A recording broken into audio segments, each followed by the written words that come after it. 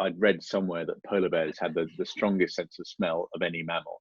And there I am, sort of tearing open this steaming bag of, really strong fishy bait,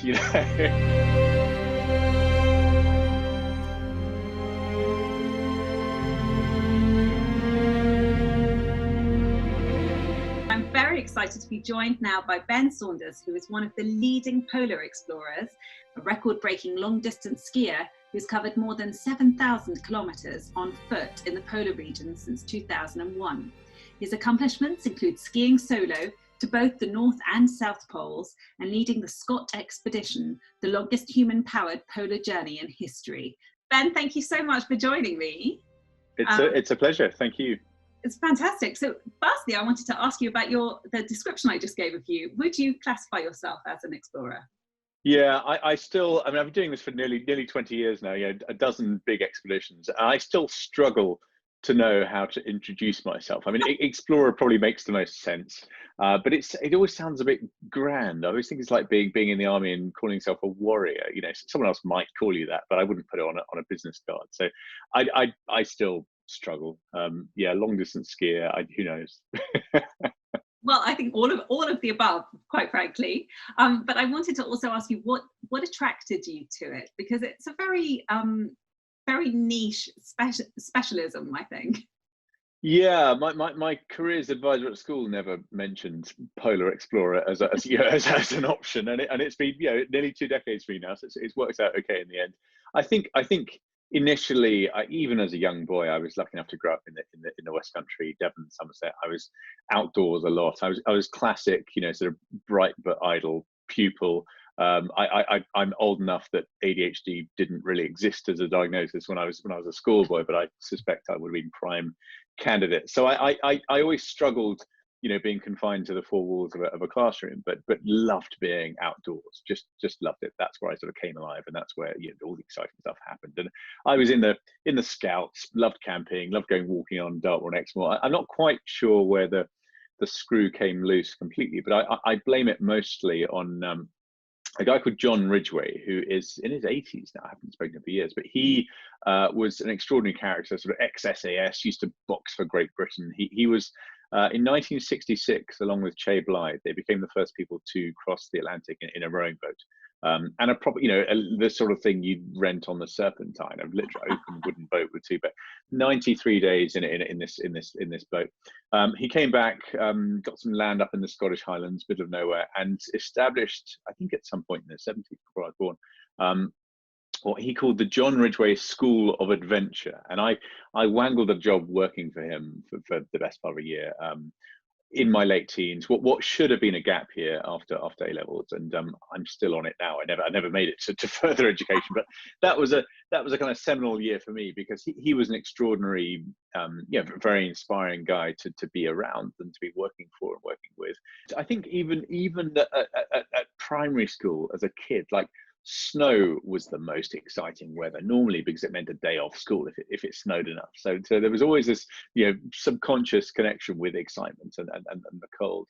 Beyond that, I'm not really sure. I think for me, these big expeditions, in some way, that they are, in terms of the climate that I'm operating in, it's about as extreme as you can get on the surface of the Earth without leaving the atmosphere. So part of me wonders if I'm a sort of frustrated astronaut. I was inspired as a young boy by Star Wars as much as I was by Shackleton. I secretly sort of had this yearning to be a astronaut one day. That obviously didn't happen, but this is about the closest I've got. Amazing. And then how do you prepare for your expeditions? Is it different every time, or is there a routine you get into? Yeah, in many ways there's a bit of a routine. Obviously they're big physical challenges, and the peculiar physical challenges, because you have to be a jack of all trades. In some ways they're sort of ultra endurance. My biggest expedition was 1,800 miles, so that's 69 marathons back to back. But they're also a bit like a strongman event, because you're wearing a harness, dragging this sledge that's got everything you need, mostly food. We had 2 of us in Antarctica, 3.5 months, 108 days of food in the sledge. So that was 200 kilos each, 440 pounds. So basically the same as 2 pretty large men in a bathtub each that we're dragging behind us. So this, the sort of physical fitness is an interesting challenge. And I guess those big trips have had about a year, 18 months of sort of training towards them. But in other ways, they're vastly complex projects to organize. You know, everything from the logistics to finding the right thermal underwear and everything in between. I'm convinced I've spent more time in Excel spreadsheets than I have on skis. That's the less glamorous side. There's a lot of planning, a lot of work that goes into the background, and of course they are peculiarly expensive camping trips. My biggest expedition in 2013, we called it the Scott expedition because we basically finished the expedition that Captain Scott died trying to achieve. That all in, we spent about 1.7 million pounds. So huge project, you know, a team of 12 people in the background, sort of mission control. So it became, you know, I inadvertently became the CEO of this weird business where I was sort of leading the team, but I was also the product. I was the thing that we were delivering for the sponsors. So there's juggling all sorts of things to get these big trips off the ground. And in many ways, dragging a sledge at -40 is the easiest, simplest part. That's the sort of reward for finally getting all the groundwork done. So with an expedition like the Scott one that you did you feel, was there a historical weight when, as well, in addition to everything? Did you find yourself cross-referencing with the experiences he'd had, or did you feel closer to him in any way? How was it? It's interesting. I before we left for Antarctica, I was adamant that this wasn't going to be a sort of backward-looking historical kind of reenactment. I wanted it to be progressive and high tech and 21st century. We had, you know, cutting-edge satellite communications. We had hundreds of schools following our progress on the website every day. They could ask questions on the website. We could answer them the next day. So we had this extraordinary level of you know, our ability to communicate and our ability to share the story in real time. So initially, I was really wary of sort of getting too involved. And Scott and Shackleton, they're still sort of divisive character. I mean, there've been dozens of biographies of both of them, and still now people are like, oh, who's your favorite? Who would you pick to go with? Who, you know, Scott or Shackleton? And in a way, I started to feel a little bit more sympathetic to Scott, who didn't have the luxury, as Shackleton did, of sort of telling his own story. You know, Scott's diary was literally prized out of the frozen pocket, you know, from when his body was found in his tent and was published. So I sort of feel, you know, in some ways, I thought that literally walking in their footsteps with ski tracks for the first time, no one had done that before. Walking, you know, from the coast to the pole, back to the coast again, would give Taka, my teammate, and I some unique insights into what it must have been like for them. And in some ways, it perhaps did, but in other ways, I've just come away with my mind blown, you know, even more at the level of sort of risk and commitment. And for us, the flip side of having this extraordinary, you know, satellite communication and aircraft, we were never technically beyond reach of being rescued. It might have taken a few days if the weather was bad and we were a long way from anywhere. But we were never, you know, rescue was always an option for us, and therefore giving up was always an option for us. It was only one phone call away. And of course, Scott Shackleton didn't, you know, people often say, well, what do you think it was that kept them going? Well, they had no choice. It was just keep moving or die, basically. So yeah, in a way now, it sort of occurred to me that there are interesting parallels with those genuinely pioneering Edwardian endeavors, and the idea of people flying to Mars in a few years' time or a decade's time or whatever it might be. You know, Scott Shackleton were sailing away from home, often for 3 years at a time, with no communication, no hope of being rescued if anything went wrong, and in the early days, no idea what lay beyond the horizon. You know, they knew Antarctica was vast. It's it's the size of China and India put together. So it's a giant continent, but no idea what was in the middle. Someone thought there might be another ocean. Someone else thought had this theory there was a hole that extended to the center of the Earth. So they were genuine journeys into the unknown. And I think having done what I've done, I've just got just an even higher level of appreciation and respect for the risk that they took. So you touched briefly on the fact that help was only a couple of days away at the worst. How important is it for you on an expedition to have that contact with the outside world? You're known for your social media presence and for blogging and your contact. Is that something that you could do without, or is it emotionally important to you? Yeah, it's a very interesting question, and I'm a bit of a geek deep down. I have this sort of explorer geek alter ego thing going on, and for me the internet has become just the most unique, extraordinary way to as someone who grew up inspired by reading about these people in books, from the library or borrowing or in National Geographic or whatever it was. The ability to sort of share the story in real time, and not only to share it, but to enable people to interact with it and to ask us questions as we're skiing along was really magical. And I think people often assume it must have sort of added to our workload, the idea that after 10 hours dragging a sledge and we've got to melt snow to make our food and it's -30, I've then got to update the website. God, that must have been a pain. And actually, I really look forward to it. And I'm currently in lockdown, not making great progress on my book because, like all of us, I've just found myself sort of in back-to-back Zoom calls and suddenly busy with DIY projects and all sorts of ways to procrastinate. But I still haven't written my book yet, and it's become a very long and laboured process. But actually, if I look at the blog, from that expedition alone, I wrote 70,000 words. I mean, that's nearly a book, just from a little bit every night in the tent. And it was a real highlight because I had all day skiing along, not much going on normally. There's a lot of drudgery and not much adrenaline to think about what I was going to write that evening. So in some ways, I've loved the ability to communicate in this sort of 21st century fashion. In other ways, it's a double-edged sword. And I skied solo to the North Pole in 2004, so that was 10 weeks, 70 days on my own. And the North Pole is peculiar because it's in the middle of the sea. If you're daft enough to walk there, you're walking over the frozen surface or semi-frozen surface of the Arctic Ocean. So there are no maps.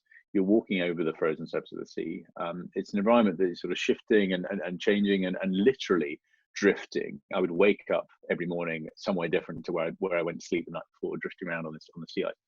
So it was in many ways a magical trip. In other ways, pretty scary. I was 26. So, I put a tripwire around the tent at night with these sort of flares that would go off in case a polar bear came along and wanted to come and have a little, sniff or chew on my tent. Yeah, exactly. So it was a sort of high stress, high stakes environment. And I had a satellite phone, 26 years old, and I sort of promised my mum that I'd check in every few days and give her a ring. And I suddenly realized I had to be really careful how I communicated. I remember one night, just sort of unusually windy and stormy, and it's very noisy in the tent. If it's windy, it's flapping around. I couldn't hear anything, and I had my evening meal was sort of freeze dried in a bag. So I'd melt snow to get hot water, pour that in the bag, eat it out of the bag, and they were Norwegian. It's a Norwegian brand, and one of them was some sort of cod, fish stew that was delicious, but smelt really fishy. And I remember sort of logged in my brain was the fact that I'd read somewhere that polar bears had the strongest sense of smell of any mammal. And there I am, sort of tearing open this steaming bag of really strong fishy bait, and I sort of had my meal and just sort of packed everything away and lay back in my sleeping bag in the tent, and I had to call my mum, and I remember thinking, God, how am I going to do this? And I was lying there just before I dull numb. I was convinced that I could hear sort of big footsteps crumpling through the snow, and I was lying still, like trying to, is this a bear or something? I was just imagining things. And then I called my mum, and I remember thinking, God, what am I going to do here? Mum, I'm feeling a bit scared. It's week 6 or whatever on my own. The weather's really bad. I've just looked. I'm lying still in my tent, but my GPS tells me I'm moving because the ice is drifting with this storm. I think I can hear a polar bear outside. What do you think I should do, Mum? So there's potential. Yes, in some ways it's wonderful to have that communication, but in other ways it's very easy to get other people worrying even more than they already are. And it can also, in my experience, really exacerbate homesickness as well. If it is a solo trip and you are feeling a bit sorry for yourself, it really makes things better, to be able to talk to loved ones. Yeah. So you have to finish the story. What happened? Was there a polar bear? No, there wasn't. Well, maybe I did occasionally sort of wake up and see footprints pretty close to the tent, and I often wonder on that trip, 10 weeks out there, how many bears saw me that I never spotted, my sort of head down in my sledge harness. And then, do you prefer traveling by yourself? Is a solo expedition, I mean, obviously there are different challenges, but do you prefer challenging just by yourself or with a team? Yeah, I think for me, initially the idea of attempting a solo expedition, and I've done obviously both the North and South Poles on my own now, so I've spent weeks and weeks on my own in the most remote places on the planet. Initially, that didn't spring from the fact that I'm some sort of sociopathic, raving loner. It was I don't think it was more that, to me, it seemed like the ultimate level of challenge, the ultimate in this bizarre niche that I was slowly specializing in. It just seemed like the sort of highest rung of the ladder, the sort of most challenging thing I could aspire to. So that was the interest in it, and in some ways it's got a surprising amount going for it. Traveling on your own, in that as soon as there are two or more of you, as soon as it becomes a team, you have to agree a routine, that you have to impose some kind of mutually agreed schedule, right? We're going to wake up at 6, we'll start skiing at 8, we'll do X 9 hours, 10 hours, whatever, we'll stop at blah, we'll stop and eat every 90 minutes. When you're on your own, you can kind of live to your own routine. So there's this wonderful amount of freedom. And one of the paradoxes of these big expeditions in the largest wildernesses on Earth is that if you're with a team, invariably you're spending half the time living in a space that it would be illegal to keep prisoners in. So you're in this tiny tent half the time, and very quickly there becomes this sort of division down the middle of the tent. So you have your side of the tent, and woe betide your teammate sort of accidentally leans across and puts his sweaty sock on your sleeping bag, or whatever it is. So it's a stressful environment in which to sort of cohabit with someone else, and of course on your own you do what you like. You can sleep in the starfish position, you can just whatever. So there's a lot of freedom with traveling solo, and part of me, I think, has sort of relished that. The downside is that I've genuinely never felt lonely on these long trips, normally because you are so busy. Like you have to do everything. If there are two of you, you take it in turns to cook dinner and melt the snow, and take in turns to navigate. You can follow their tracks half the day and daydream. If it's just you've got to be on it the whole time. You're always navigating, timekeeping, looking at the weather, trying to pick the best route. As soon as you stop, you've got to put the tent up, you've got to melt the snow, you've got to cook, you've got to update the website. There's no one to sort of share the tasks with. So as a result, your mind is occupied the whole time. And when you might think that traveling solo would be the most amazing opportunity to sort of meditate and reflect and think deeply, that, in my experience, that hasn't really happened. I've always just been really stressed out and busy the whole time. And actually, when there are two of you and you're following them, every other hour, whatever it is, then you can switch off and daydream. So the quality of thought, actually, for me, is better when there's more than one of you. The biggest downside, I think, to being solo is the fact that there's no one sharing that experience with you. And in these magical places I've been lucky enough to spend a lot of time in, particularly Antarctica and the high Arctic, they're both extraordinary. But the magic with the North Pole is that it's always changing. So for 10 weeks on my own, I saw scenery, stunning icescapes that no one else has ever seen before, because the ice is always changing, and that no one else will ever see ever again. And my vocabulary feels utterly stunted trying to explain what it was like if people have never been to those sorts of places. So if you're with someone else or with a team, you end up with this incredible bond that you've both lived through something properly challenging together. Doing things solo, it end up being really, really frustrating because nobody shared it with you. Nobody else could ever know what it was like. So has it prepared you mentally for lockdown at all? Having to get into routines and not necessarily be going out all the time if it's stormy and that kind of. Yeah, in some ways, I've lost track of what week we're on now, but it's the novelty is starting to wear off. I think initially I was sort of guiltily quite enjoying it in that my life, pre-pandemic was always seemed to be one extreme or the other. I was either away on big expeditions or working, last season in Antarctica, or I was flying around giving talks, which is a big part of how I've sort of made a living, this bizarre career. So I spent a lot of last year in hotels all around the world, way too much flying, way too many miles on my wheelie bag through airport terminals. So I've actually really enjoyed, certainly the first couple of weeks at home for the first time in ages. I got married in 2018. I think this is a record time that my wife and I have actually been Like together. So yeah, I getting vaguely itchy feet now, but in some ways I think it's been really good preparation, mentally, emotionally, in that invariably on these big expeditions I'm trying to get something done, trying to reach some goal, arbitrary goal that might be a point, North Pole, South Pole, whatever it is. But there's invariably a target, invariably some challenging, ambitious thing that I'm trying to do.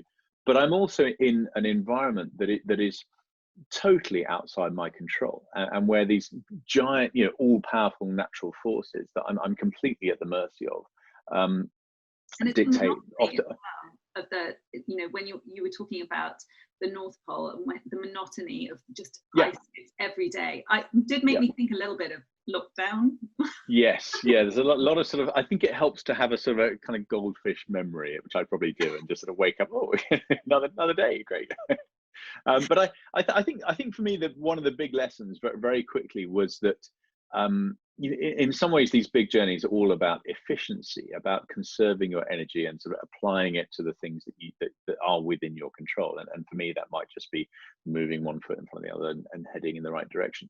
But I learned quickly that sort of getting stressed or angry or worried or anxious about things that I couldn't change, which for me is the weather, the temperature, the wind, the visibility, all of these things, was a waste of the very finite amount of energy that I had and that I was trying to conserve. And you become very aware of it because you're literally dragging a sledge full of food, and you have a certain amount of calories per day.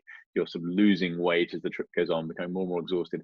So you become very aware of sort of shepherding your energy. And I think that to me is the most important lesson now. It's very easy to be addicted to the news headlines or Twitter or whatever it is, and there's so much sort of anxiety porn out there right now. It's just it's so easy to fall in this trap, like, oh, it's all out of control, politics is a mess, but we can't really change any of those things.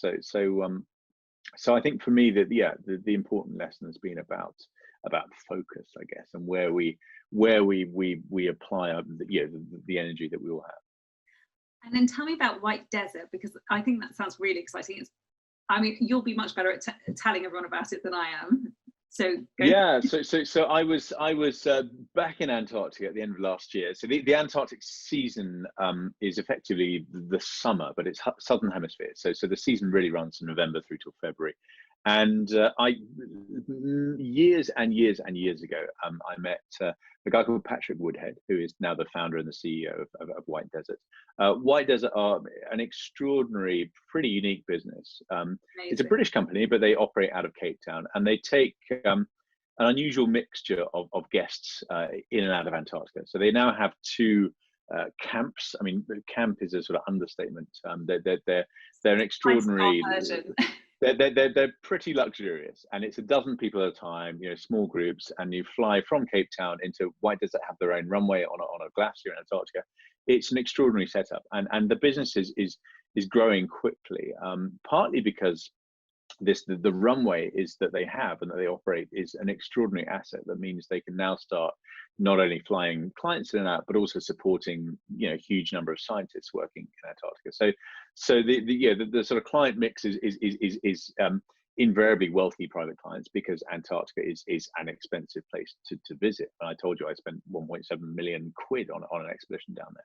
So just the complexity of the logistics in such a remote, such a challenging place mean it's just never going to be a sort of mass market destination for a budget holiday. It's always going to be a lot of money to get there. So you've got sort of peculiar mixture of sort of invariably wealthy clients and then scientists. And so I got involved with business last year and was based between Cape Town and Antarctica last season. And a few friends said, well, what, haven't you completely sold out? And as someone who cares deeply about, particularly about these environments at the highest latitudes, what the hell are you doing getting involved with a business that is all about aviation and a private jet? Well, it turns out that the jet they use is brand spanking new. It is the most efficient way of getting human beings in terms of CO2 per head in and out of Antarctica. And secondly, to me, there's this sentiment kind of grew for me as the season went on, as I met more and more clients that we were looking after down there. It can't, time in Antarctica can't help but be a sort of a transformation experience. It's just such a unique, such an inspiring place. And I think the ability to inspire, perhaps to educate, people who are captains of industry, founded or often run big businesses, or they're often already major philanthropists and donors. I think that the chance for them to experience Antarctica at first hand invariably changes their thinking, hopefully their behavior. So I think there's actually a real value to it as well. And we really encourage people to properly disconnect, and the ability, especially nowadays when we're all sort of bombarded the whole time by stimulus and sort of requests for things and other people's agendas, the ability to sort of completely switch that off and to be in a place that is just so naturally physically impressive and inspiring is, to me, is magical. One last question: where's next for you? What's your next challenge? Gosh, where's next? Well, it kind of remains to be seen when and where we're allowed to travel. Yeah, I mean, the supermarket this afternoon is my next expedition with a bit of trepidation, a bit of everyone's kind of avoiding each other. But yeah, beyond that, hopefully back to Antarctica end of this year with White Desert. One of the plans I'm sort of loosely working on is putting together a team of sort of half young people, students with different areas of expertise. So like a young scientist, a young artist, a young writer, a young filmmaker, match them all with amazing mentors and take them all to Antarctica for a week or two, and sort of for the trip to be all about storytelling. And it's taken me a while to realize that there's a lot of data, coming out of Antarctica and the climate science that's being done down there, but nothing's really changing. And of course, humans, we're kind of narrative beings. We're not inspired by data. We're inspired by stories. So for me, part of the next chapter, the next adventure is around, I guess, kind of enabling a new generation of storytellers, to kind of visit Antarctica and try and explain what they experienced through their own eyes. And what sort of age are you thinking for that? Yeah, loosely late teens, early 20s. And how will they find out about it? Well, I haven't. Gosh, I mean, this is yeah. You heard it here first.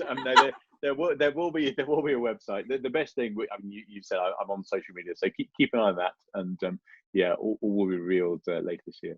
Well, good luck with it. Thank you so much. Thank you. Real pleasure.